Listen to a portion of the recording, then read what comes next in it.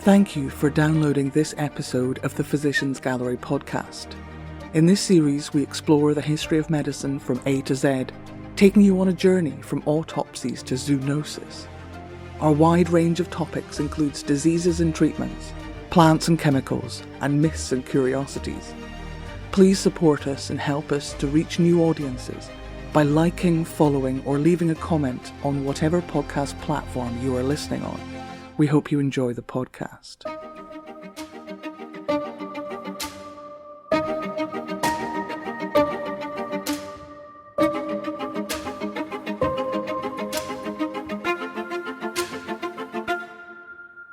Welcome to the Physicians Gallery podcast as we explore the history of medicine from A to Z. My name is Daisy Cunynghame and I am the Physicians Gallery Heritage Manager and Librarian. And I am Charlotte Holmes, and I am a volunteer at the Physicians Gallery. And I'm Olivia Howarth, and I'm also a volunteer with the Physicians Gallery. And today we've made it as far as N. So what's your word beginning with N, Charlotte? My N is nurses. Pre-19th century nursing almost always referred to wet nursing or breastfeeding. So a nurse was hired by a wealthy family to breastfeed a child.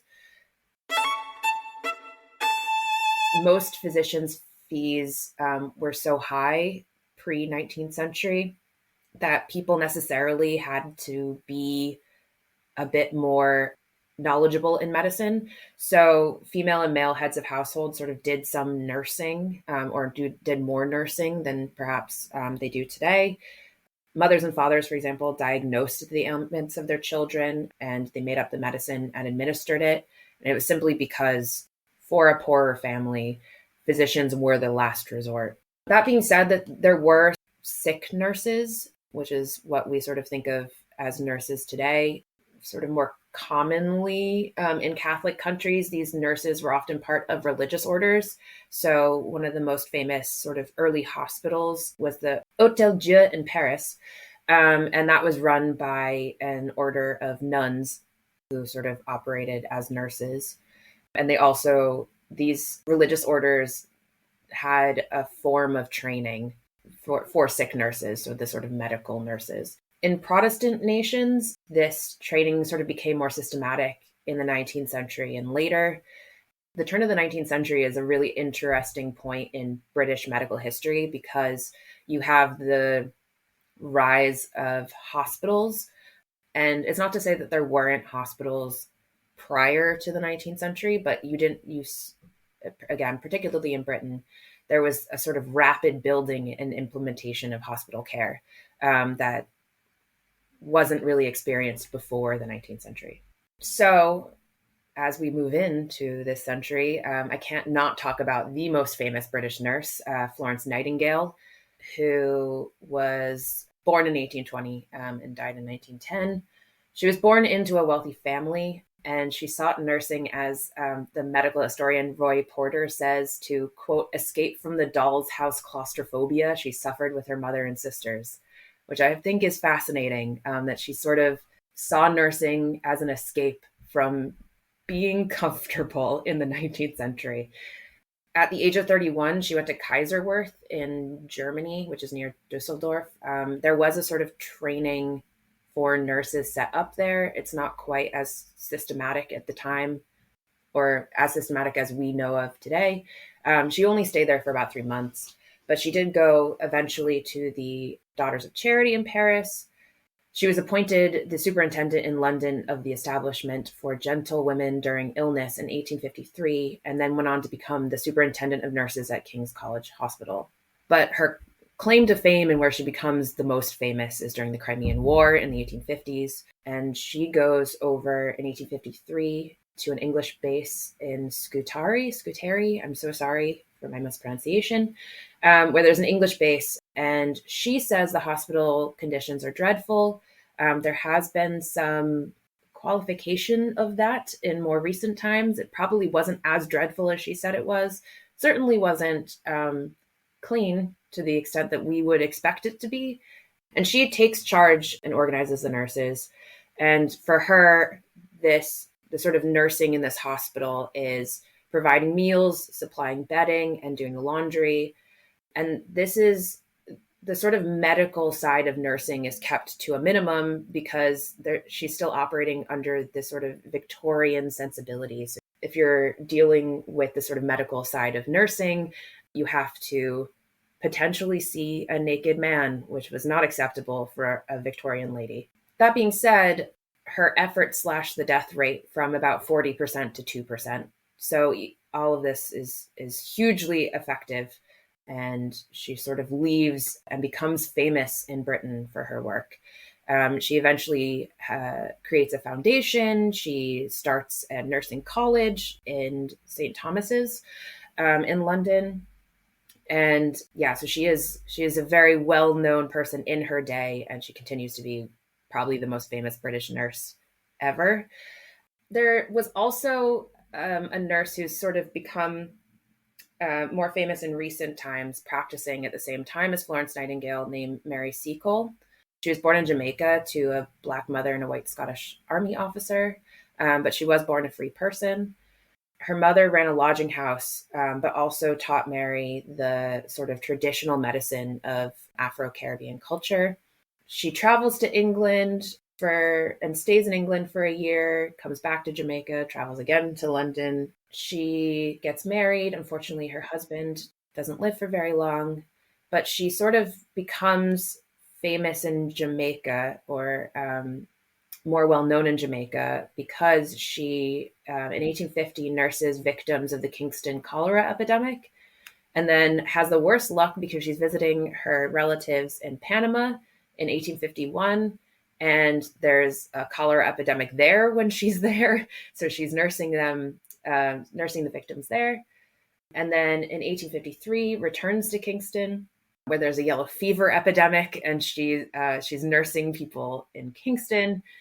And she gets, because of all this nursing that she's doing, she gets invited to the British Army headquarters in Kingston, becomes sort of well known with the British Army, and sort of sets up a hospital, sort of quasi-hospital in Kingston. Even though this quasi-hospital is doing fairly well, the connection to the British Army makes her want to go to Crimea. So she does. She isn't quite nursing there. I read somewhere that she basically set up a restaurant for the soldiers. She does assist on the battlefield, so she does attend the wounded. It's also something that I keep forgetting about, particularly the 19th century. She is also known for serving wine and food to the spectators, because, of course, and again, in the 19th century, definitely earlier as well, you get people who are bored and come to watch the battles going on. So she goes around and serves picnics to people who are watching these battles. She does eventually return to England. She wrote her memoirs in 1857, and it's the first autobiography written by a Black woman in Britain. She's interesting because she did all these amazing, wonderful things, and she was largely forgotten about until the 20th century, when her grave was, quote, rediscovered. I really dislike that word when I see it in history, because that makes me nervous that something's happened. It was rediscovered in 1973. She gets a posthumous medal from Jamaica in the 90s. And in 2016, St. Thomas's Hospital in London erects a statue of her. In the early 20th century, the Queen Alexandra's Imperial Military Nursing Service was set up. And according to those records, there was only about 300 trained nurses by the time the war broke out in 1914. We then get the creation of the Royal College of Nursing in 1916, basically because of all of what we just talked about. The Scottish Board is established sort of later in 1916. And the reasons behind the creation of, well, at that time it's called the College of Nursing Limited, was to promote the better education and training of nurses, to promote uniformity of curriculum in the training of persons intended for the nursing profession, and grant certificates of proficiency in nursing to persons who may pass prescribed examinations after training. In World War I, you also had volunteer nurses as well as these professional nurses. And the sort of most famous one is the VAD, which stands for the Voluntary Aid Detachments. And that's the one that Vera Brittain was in, as well as Agatha Christie. And they did go through medical training, but not as, that one in particular didn't go through as much training as other voluntary nursing organizations. In 1919, the Nurses Act was passed, and that established a register for nurses for the first time. And in 1928, a royal charter was granted, but royal wasn't added to the name until 1939 because of opposition from other nursing organizations. In 1960, the Royal College of Nursing opened membership to all registered nurses, including men. So 1960, we're opening it up to men, which I think is really fascinating because it's usually the opposite. So what's your N then, Olivia? I've gone for nails, which is slightly cheating because the subsection of dermatology relating to the study of fingernails and toenails is onychology, which maybe I should have done it for O, but we'll persevere. Hippocrates gave his name to several clinical symptoms and signs, including Hippocratic fingers, which, although they're fingers, it's actually clubbing of the finger and toenails. It's also called digital clubbing, and it's associated with a number of diseases and anomalies. And it's an important diagnostic sign in chronic lung disease and lung cancer and cyanotic heart disease. And subtle nail anomalies can indicate all sorts of systemic disease, nutrient deficiencies, drug reactions, poisonings, and trauma. Some other signs include discoloration, thinning, thickening, brittleness, splitting, pitting, and things called Mies lines, Bose lines, and Merker's lines, I think. A common diagnostic that paramedics do is to use their fingernail beds as a cursory indicator of those who are dehydrated or in shock. So it's known as the capillary refill time or Blanche test. So you like raise your hand above your head and depress the nail bed for 5-10 seconds. And then when the pressure's released, the pink color of the nail should come back. And if it doesn't, or if there's a delayed return, it can indicate shock states. I should say, in general, throughout the history of medicine, when it comes to nails and health, it's an area where medicine and beauty, aesthetic beauty, kind of intertwine. The oldest manicure set was found in ancient Babylon, and around 3,500 BCE, Babylonian warriors adorned their nails with ground minerals, including coal, as part of a pre-battle ritual. Ancient Egyptians used henna to dye their nail beds a brown-red colour, and the length and brightness of nails indicated the class of a person. So the brighter the manicure, the more noble they were. Ancient Greeks, on the other hand, used a mixture of yellow flower petals, pollen, and potassium salt to colour their nails a pale yellow.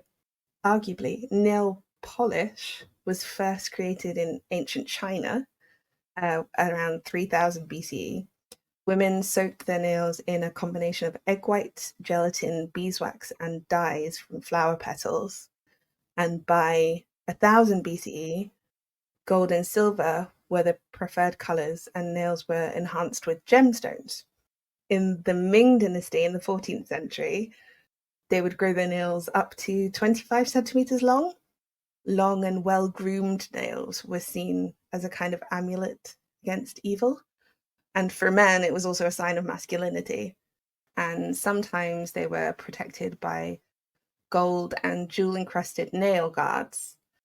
In the second half of the 18th century, it was becoming important for people to have a body that was socially pleasing as well as healthy. And the established corn cutters were being replaced by respectable chiropodists.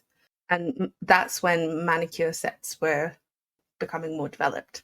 In the early 1800s, Dr. Sitz adapted dental tools for manicure purposes.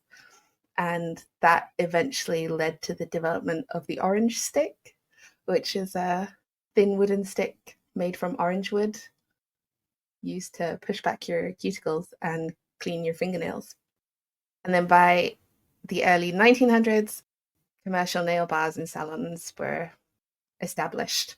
The social significance of red nails has been pretty constant. Like lipstick, it's a reflection on status.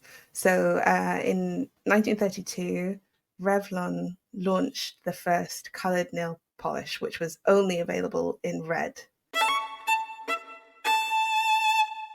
There's this common belief that after you die, your fingernails carry on growing, but they don't.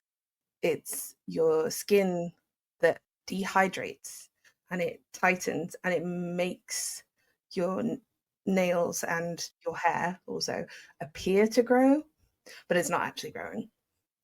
Human nails grow at a rate which varies between people and according to different factors like age, the specific digit that you're looking at, as well as a person's nutrition.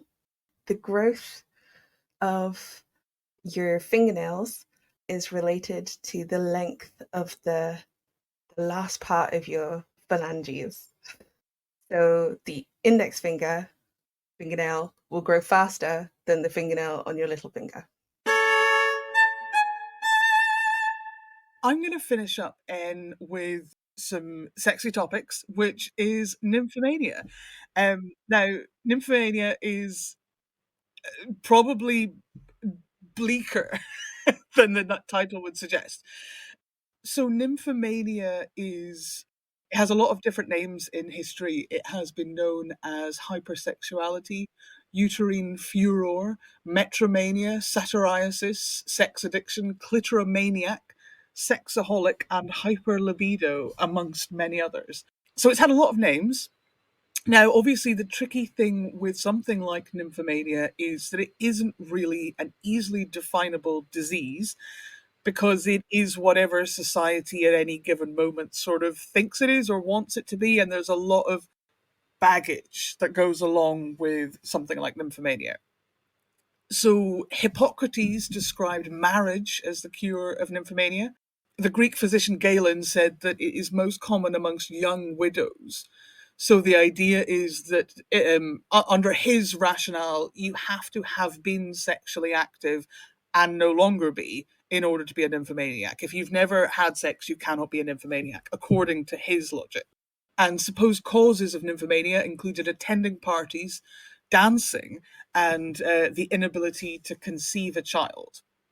So it is pretty much always specific to women. It's very, very rare that you'll find anyone in kind of the historical medical text describing a man as a nymphomaniac. And it's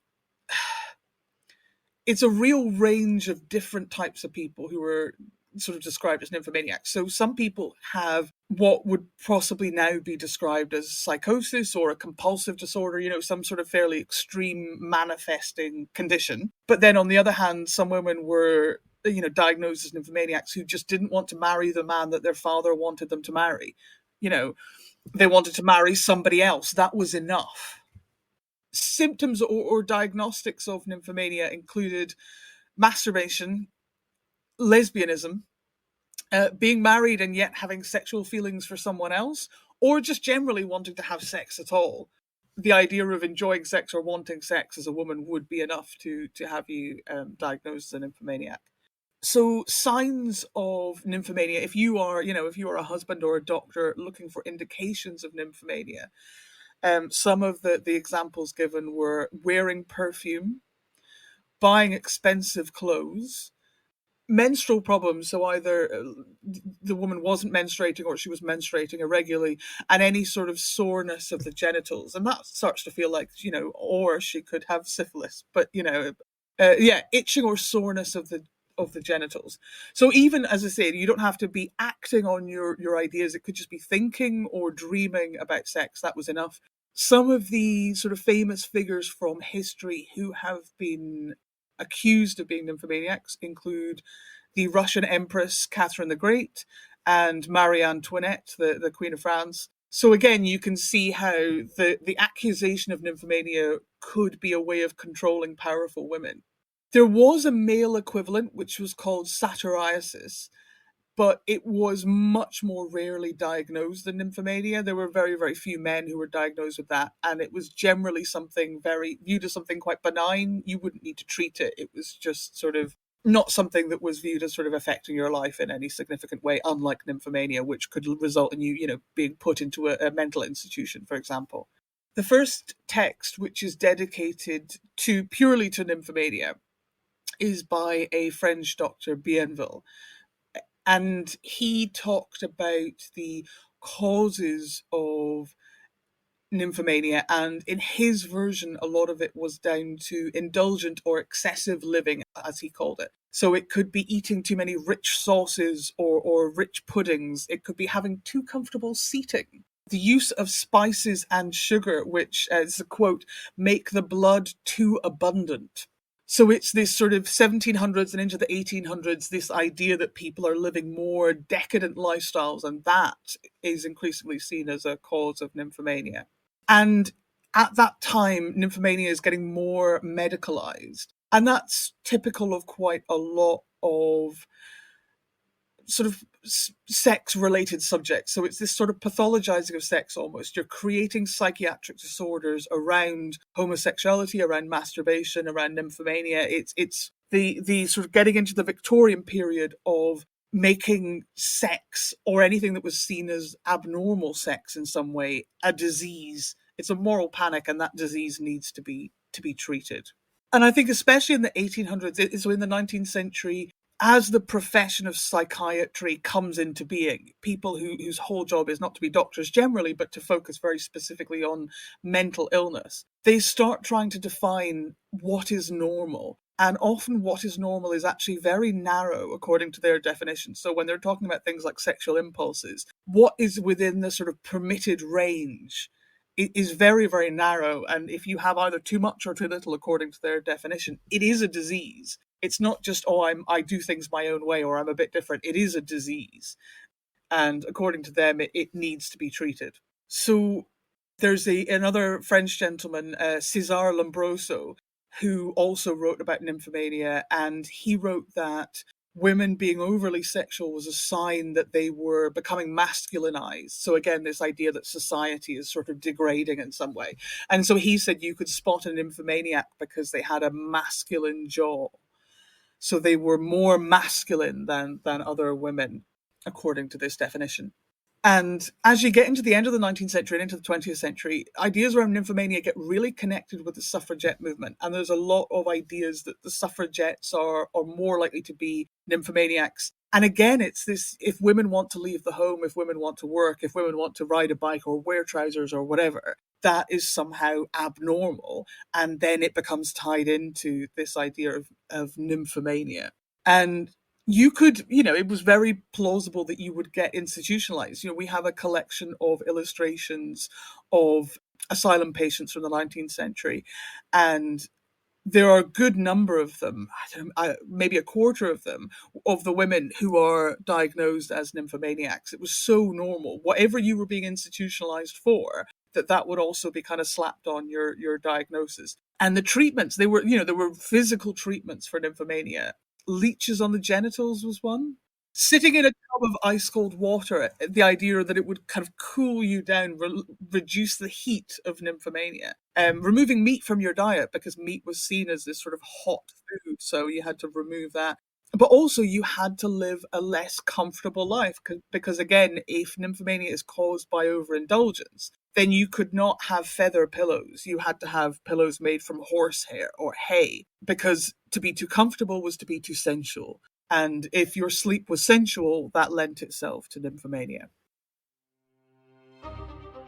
Thank you for listening to this Physicians Gallery podcast. If you enjoyed this episode, please subscribe, click like, or leave a positive review or comment. We truly appreciate your support because it helps us reach more people. If you'd like to know more about the Physicians Gallery, our exhibitions and upcoming events, please check out our website and social media pages. Links are in the description for this episode. Thank you.